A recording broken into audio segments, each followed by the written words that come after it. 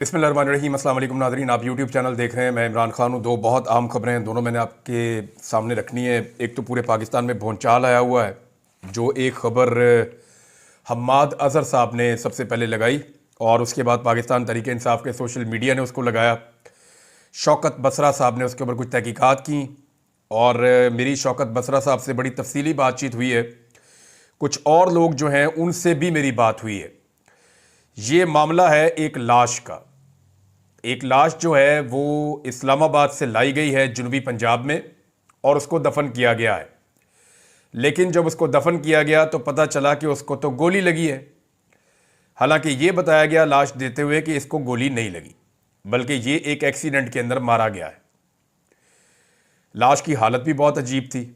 कहानी है क्या, मैं आपको बता देता हूं। पाकिस्तान तहरीक इंसाफ का जो क्लेम इसके बाद सामने आया, या जो एनी शाहिदीन कुछ पैदा हुए हैं नए, उनके जो क्लेम सामने आ रहे हैं वो ये कहते हैं कि उन्होंने बहुत सारी लाशें देखी हैं। एक लाश उस मुर्दा खाने में नहीं देखी गई, दो नहीं देखी गई, 10 नहीं देखी गई, बहुत ज्यादा लाशें देखी गई हैं। मैं अगर आपको नंबर बताऊंगा तो भूचाल आ जाएगा। या जितनी बड़ी तादाद में, जैसे मुईद पीरजादा साहब ने एक दावा किया था, ये उस लेवल का दावा सामने आया। अब ये है क्या, ये मैं आपको बता देता हूं कि जनूबी पंजाब में राशिद नाम का कोई शख्स था जो जनूबी पंजाब का रहने वाला है और ये 2-2.5 माह से अपने रिश्तेदारों या अपने घर वालों से राब्ते में नहीं था। उसकी वजह यह थी कि इसकी शादी का कोई मामला था जिसके ऊपर एक इख्तलाफ था और ये अपने घर वालों से राब्ता नहीं कर रहा था। अचानक इसके भाई को एक टेलीफोन कॉल आती है और उसको ये पूछा जाता है, आसिफ गल कर रहे हैं? उसने कहा जी मैं आसिफ बात कर रहा हूं। उसने कहा जी आसिफ तुम राशिद के भाई हो? जी मैं राशिद का भाई हूँ, हमारे वालिद का नाम जो है वो मोहम्मद शफीक है। बिल्कुल ठीक है जी। वो कंफर्म करता है बंदा पहले। अच्छा, जो कॉल आती है वो अननोन नंबर से आती है। पहले अननोन नंबर की जो कॉल है, ये अननोन नंबर का मतलब ये नहीं होता कि आपको नंबर नहीं पता, नाम नहीं लिखा हुआ, आपने फीड नहीं किया हुआ, नहीं। ये जो एजेंसियों की कॉल्स होती हैं या मखसूस लोग जो ताकतवर लोग हैं पाकिस्तान के अंदर, जब वो कॉल करते हैं तो आपके मोबाइल में कोई नंबर ही नहीं आता, लिखा हुआ आ जाता है अननोन। यानी आप पता ही नहीं कर सकते कि ये बंदा कौन था जिसने आपको कॉल की है। ये फैसिलिटी उनके पास होती है कि वो ऐसी कॉल करते हैं जिससे एक दबाव पैदा होता है। वो आसिफ के बकौल जो मामला बाहर आया कि वो उठा नहीं रहा था उस कॉल को, वो डर रहा था क्योंकि ये सारे पाकिस्तान तहरीक इंसाफ के लोग हैं और ये सोशल मीडिया पे पोस्टें वगैरह करते रहते हैं, तो उन्हें लगा शायद कि हमारे लिए कोई मुश्किलात पैदा होने जा रही है। हम पोस्टें वगैरह करते हैं, इमरान खान को सपोर्ट करते हैं, तो ये अननोन नंबर से कॉल आ रही है, कोई नई मुसीबत ना बन जाए। लेकिन फिर जब उसने डरते डरते फ़ोन उठाया तो उसको बताया गया कि तुम्हारा भाई जो है वो राशिद, वो उसका एक्सीडेंट हो गया और उसकी डेड बॉडी ले लो। इस पे उस बंदे ने कहा, जो आसिफ है, उसने ये कहा जी कि मैं आप पे कैसे एतबार करूं, आप अननोन नंबर से बात कर रहे हैं, वो डेड बॉडी को सरकारी आदमी है, आप कौन है, अपना तारुफ करवाएं। तो उस बंदे ने ये कंफर्म करके कि ये फैमिली वही है, फोन बंद कर दिया कि तुम सब्र करो, मैं कॉल तुम्हें करवाता हूं। उसके बाद जनाब कॉल आती है दोबारा और अब के कॉल करता है एएसआई इम्तियाज। ये सब्जी मंडी थाने का एएसआई है। ये अब सारी तहकीकात मैंने की है, मैं चीजें आपके सामने रख रहा हूं। ये जो इम्तियाज नाम का एएसआई कॉल करता है, ये बताता है जनाब कि राशिद की इस्लामाबाद में रोड एक्सीडेंट में मौत हो गई है, फैमिली मेंबर आ जाए और वो आकर उसकी लाश ले जाएं। ये इम्तियाज ऐसे भी ये कंफर्म करता है कि यार तू आसिफ ही गल कर रहे हैं, तेरा भरा सी राशिद, तो अपने भाई की आगे भाई डेड बॉडी ले जा। वो ये कहता है जी हम तो जनूबी पंजाब में रहते हैं, सादकाबाद, वो उधर रहीम खान, तो हमारे कुछ अजीज हैं जो रहते हैं इस्लामाबाद में जानने वाले, उन्हें हम कहते हैं हमारे कजन वगैरह है, वो आ जाएंगे, आके देख लेते हैं। तो वो तस्वीर भेजता है, कहता है ये तेरा भाई है? कहता जी बिल्कुल ये मेरा भाई है। कंफर्म कर देता है। मौत कैसे हुई, एक्सीडेंट हुआ है। अब वो अपना एक कजन भेजते हैं, जब वो कजन जाता है तो वो उसको डेड बॉडी नहीं देते।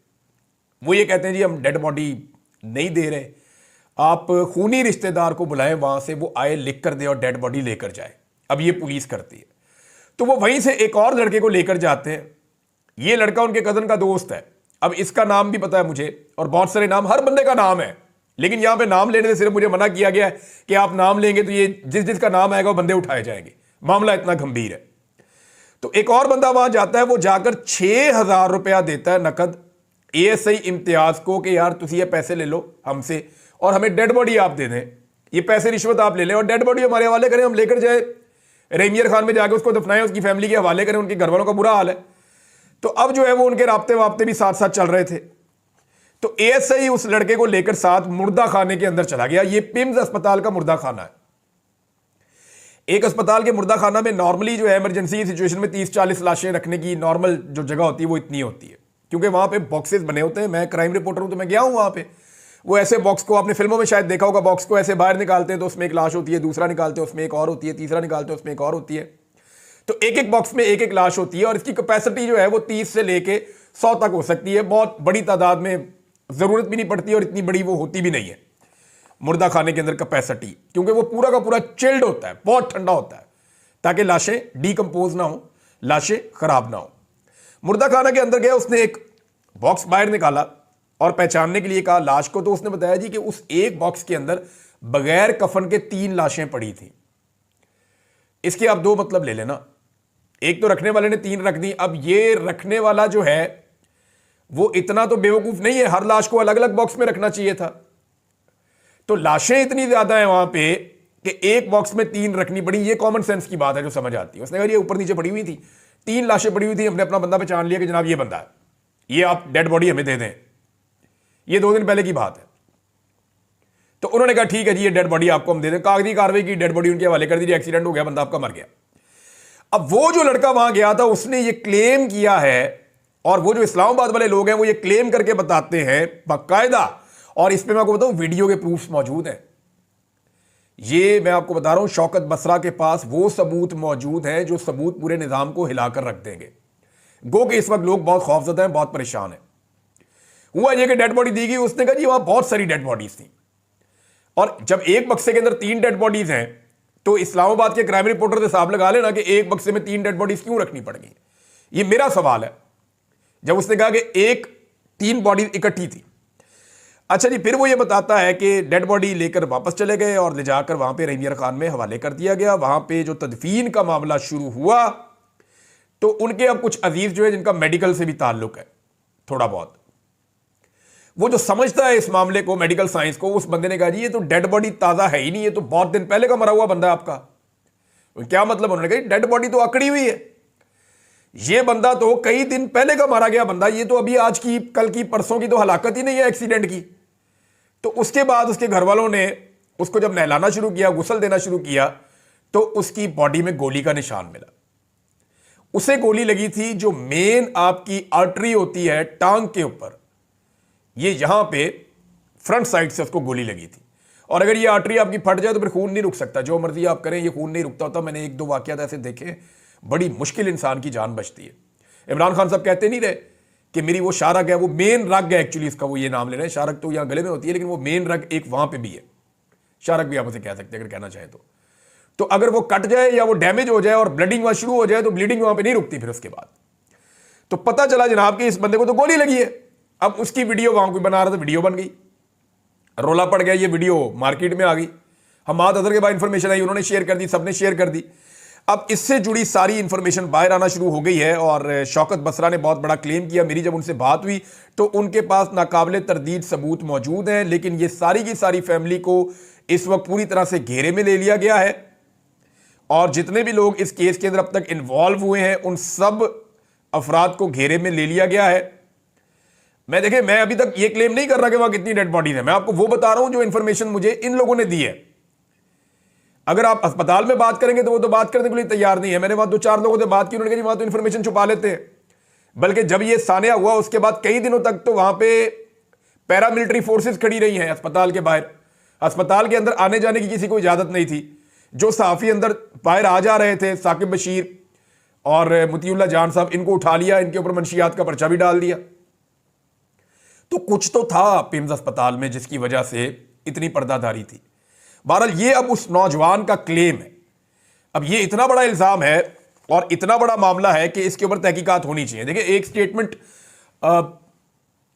मुहित मीरजादा साहब ने दिया, उन्होंने कहा जी उनके पास पक्की खबर है। फिर कुछ और लोगों ने कहा जी बहुत ज्यादा लोग जो है उनकी शहादतें हुई हैं, जितनी फायरिंग हुई है और जो बाद में इलाका साफ किया गया है उसके हवाले से भी लोगों के बड़े तहफुजात हैं। लेकिन ये जो इंसिडेंट है इसने यानी पुलिस ने ये क्यों कहा कि इसका एक्सीडेंट हुआ है, हालांकि वहां पे जब गए तो पता चला जी इसको तो गोली लगी है और वहां निशान बाकायदा मौजूद है कि इसकी बॉडी के अंदर गोली दाखिल हुई है। अब इतनी बड़ी बात सामने आ गई है, इंटरनेशनल मीडिया को बुलवाना चाहिए और हुकूमत को इसके ऊपर अपनी तफसीलात बतानी चाहिए। मुझे जो एक दो लोगों ने कहा, उन्होंने कहा जी पिम्स के ऊपर जो है वो दोबारा से कड़ी सिक्योरिटी है और वहाँ से ये मुमकिन है कि अगर कोई लाशें वहाँ मौजूद हैं तो उनको गायब कर दिया जाए। अब ये सबकी अपनी अपनी बात है। गवर्नमेंट क्योंकि मालूमात को छुपा रही है, अस्पताल में किसी को जाने नहीं देती, अस्पताल का रिकॉर्ड छुपाती है, तस्लीम नहीं करती जो हुआ है, तो फिर इस तरह की चीज़ें जन्म लेती हैं। लेकिन ये हकायक हैं जो मैंने आपके सामने रखे हैं। जो मैंने आपको बताया वो वही बताया जिसकी रिकॉर्डिंग बाकायदा वीडियो उसके अंदर मौजूद है। मैंने अपने से आपको इसमें कुछ नहीं बताया और आज़ाद ज़राए से आप इन चीज़ों को जाके कंफर्म कर सकते हैं। तो ये है जनाब अब तक की इस हवाले से सूरत हाल मैंने आपके सामने रख दी कि ये मामला क्यों उठा, इसके पीछे रीज़न क्या था।